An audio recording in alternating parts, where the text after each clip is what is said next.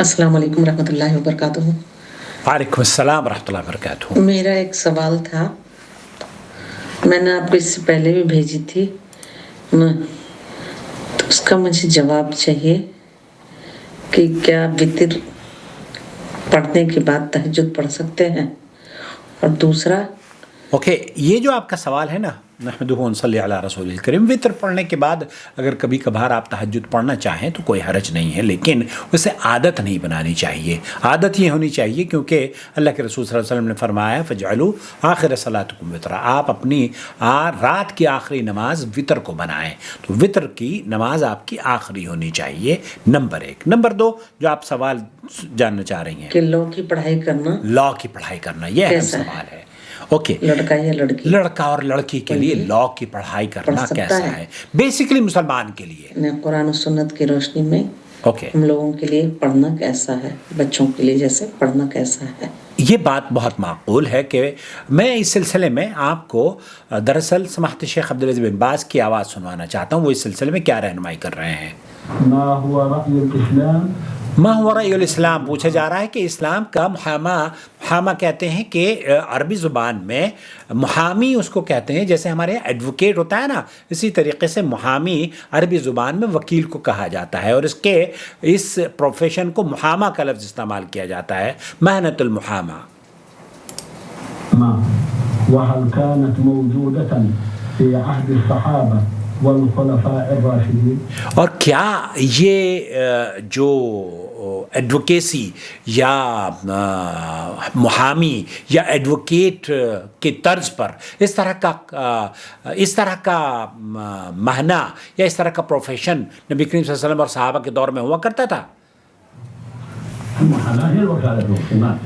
المحامہ ہی الوکالت فی الخصومات۔ دراصل بنیادی چیز یہ ہے کہ ہمیں پہلے سمجھنا پڑے گا کہ یہ وکالت ہوتی کیا چیز ہے۔ وکالت کا مطلب یہ ہے کہ ایک آدمی آپ کو اپوائنٹ کرتا ہے اپنی نیابت کرنے کے لیے، تاکہ آپ کا وہ شر اور برائی سے دفاع کر سکے اور آپ کے حق کی طلبی کے لیے وہ آپ کی مدد کر سکے۔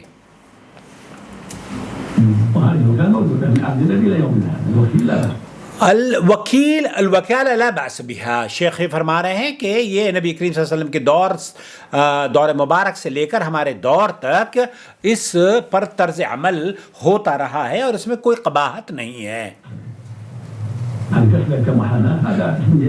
حل الوکیل لا بأس به، تو یہاں اس کے لیے کوئی ایسی حرج نہیں ہے کہ اگر ہم وکالت کی وکیل بنتے ہیں اور کسی کے بہاف پر اس کا حق اس کو دلانے کی کوشش کرتے ہیں تو کوئی حرج نہیں ہے۔ یہ جو ایڈوکیٹ اور یہ محامی اور اس طرح کے جو الفاظ آئے ہیں یہ بعد میں اختیار کیے گئے ہیں، اور یہ نیا نام ہے اور نئی جہت میں لوگوں نے اس پر کام کیا ہے۔ فَإِذَا كَانَ الْمُحَامِي يَتَّقِ اللَّهَ، پھر اگر وکیل اللہ سے ڈرتے ہوئے، اللہ کا تقوی اختیار کرتے ہوئے، اور وہ آدمی مسلمان جو صاحب المنکر، جو منکر اور برائی کو سپورٹ نہ کرتا ہو اور جھوٹ کو فروغ نہ دیتا ہو اور جھوٹے کو سپورٹ نہ کرتا ہو، فلا حرج علیہ، تو شیخ فرما رہے ہیں کہ بنیادی طور پر اس میں کوئی قباحت نہیں ہے۔ ایک آدمی آپ کے حق تلفی کر رہا ہے اور دوسرا آپ کی نیابت میں آپ کے حق کا دفاع کر رہا ہے، تو یہ حق کا دفاع کرنے والا یہ اجر و ثواب اور باعث کا مستحق ہے، اور اس کو اجرت بھی لینا جائز ہے۔ الواجب علیہ فلیتق اللہ فی المحام، تو اس کو یہ چاہیے کہ اللہ سے ڈرے اور اس کا استعمال کرے اللہ کی خشیت کے لیے۔ یطالب بالحق، حق کا طلبگار ہو، حق کا دفاع کرنے والا ہو، اور وہ جھوٹ نہ بولے، معصیت اللہ، اور وہ اپنے کسی کلائنٹ کو اللہ کی نافرما برداری پر چڑھائے بھی نہیں، اس کی حفاظت بھی نہ کرے اور اس کو انکریج بھی نہ کرے، إذا كان يطالب بالحق الذي يعلمه اور اس کو حق کا مطالبہ کرنے کی کوشش کرے. تطلب من القاضي الحكم بالشرع. یہاں قاضی سے اگر وہ شر اور خیر شر کو طلب کر رہا ہے تو پھر وہ گنہگار ہے، لیکن اگر وہ شر کو دور کر رہا ہے، دفاع کر رہا ہے، خیر کو اجاگر کر رہا ہے، تب وہ جائز ہے. يعلمه القاضي ولا يعلمه المحامي.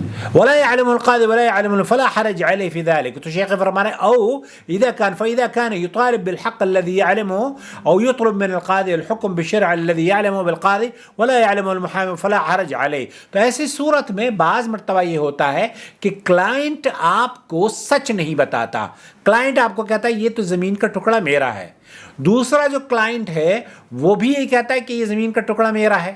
اب نہ کورٹ کو اس بات کا حق ہے اور نہ ہی قاضی کو اس بات کا علم ہے اور نہ ہی وکیل کو اس بات کا علم ہے، تو دونوں اپنے دعوے پر سچے ہوتے ہیں اور دونوں لڑ رہے ہوتے ہیں، اور پھر فیصلہ کورٹ کے اوپر ہوتا ہے اور کورٹ فیصلہ کرتا ہے. تو گویا جب آپ کے پاس کوئی دلیل نہیں ہے، آپ کو تو آپ کے کلائنٹ نے بتایا ہے کہ یہ زمین میری ہے یا یہ حق میرا ہے یا میں نے چوری نہیں کی ہے، اور وہ چور ہے، وہ چھپا رہا ہے آپ سے، آپ کو اس نے نہیں بتایا ہے، تب جائز ہے. لیکن اگر وہ یہ کہتا ہے کہ نہیں میں نے تو چوری تو کی ہے، لیکن آپ کی شطارت یہ ہے کہ آپ مجھے بچائیے، آپ کا کام یہ ہے کہ آپ اس چوری سے اس زمین کو میرے نام کروا دیجئے، یہ جو میں نے زمین کا ٹکڑا قبضہ کیا ہے اس میں کوئی ایسا حکم لگائیے، کوئی ایسی چال نکالیے کہ آپ مجھے اس کا مالک بنا دیجئے، تب یہ آپ کے لیے حرام ہے، جائز نہیں ہے. اور اس طرح کی وکالت کرنا کسی بھی شخص کی جائز نہیں ہے. تو ایسی صورت میں جب آپ کو پتہ نہیں ہے، آپ حق کا دفاع کر رہے ہیں تو جائز ہے. اما اذا كان يتعمد كذبا، اور پھر آپ اگر اس نے آپ کو کہہ دیا ہے کہ نہیں میں تو چوری تو میں نے کی ہے، لیکن محترم میں چاہتا ہوں کہ آپ میرا دفاع کریں، اور وہ آپ جھوٹ کو سپورٹ کر رہے ہیں، فلا يجوز له، پھر ایک ایسے وکیل کو، ایک ایسے محامی کو، ایک ایسے ایڈوکیٹ کو ضروری نہیں ہے کہ وہ اس کام کو کرے. وآثم فی ذلک، پھر ایسے بچہ ایسا بچی وہ گنہگار ہوگا جو ظلم اور زیادتی کا دفاع کرے گا.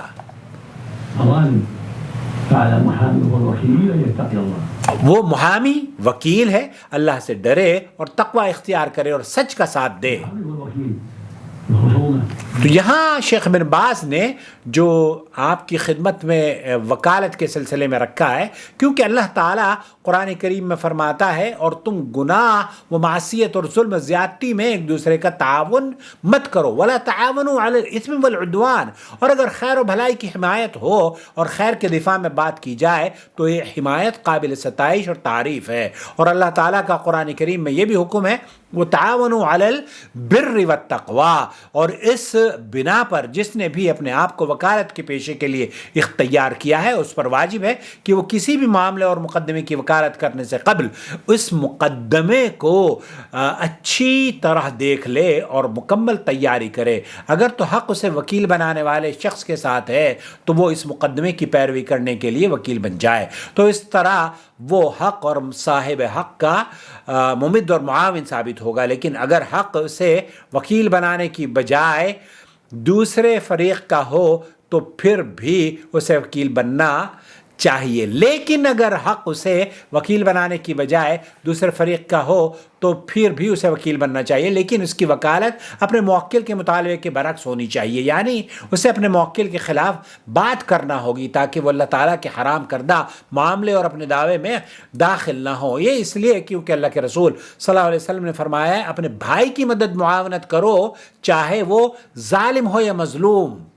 اللہ اکبر، انصر اخاک الظالم والمظلوم، اللہ کے رسول صلی اللہ علیہ وسلم کی حدیث ہے. تو صحابہ نے پوچھا اللہ کے رسول پھر ہم ظالم کا تو ہمیں پتہ ہے کہ ہم مدد کر سکتے ہیں، اللہ کے رسول صلی اللہ علیہ وسلم سے پوچھا تو مظلوم کے متعلق تو ظالم ہو تو ہم اس کی مدد کس طرح سے کریں، مطلب مظلوم کی تو ہم مدد کریں لیکن ظالم کی مدد کیسے کریں؟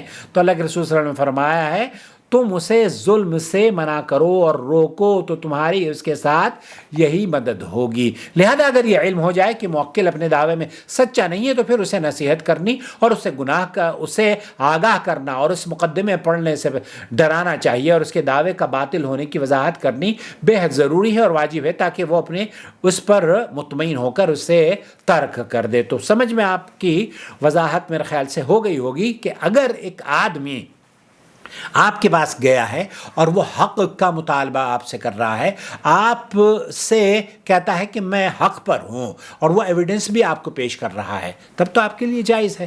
لیکن ایک آدمی یہ کہتا ہے کہ جناب یہ زمین میری نہیں ہے، لیکن آپ کوئی داؤ پیچ نکالیے کہ میں اسے قبضہ کر کے بیٹھ جاؤں، کوئی ایسا کام کیجئے جو فلانی عورت کو یا فلانے پڑوسی کو یا فلانی حکومت کو میں اس سے بچ سکوں، تب آپ قاعدے قانون کے مطابق تو شاید اس کو بچا پائیں، لیکن اللہ سے آپ اپنے آپ کو نہیں بچا پائیں گے، کیونکہ اس نے جب آپ کو یہ بتا دیا تھا کہ یہ ظلم ہے، میں نے یہ سخت اس کام میں نے برائی میں حصہ ضرور لیا ہے، لیکن شطارت آپ کی، وکالت آپ کی یہ ہے کہ آپ مجھے محفوظ اس میں سے نکال دیں، جیسے کہ آپ دودھ میں سے مکھی کو نکال دیتے ہیں اور آپ اپنی چالاکی سے اس کو بے گناہ ثابت کر دیتے ہیں.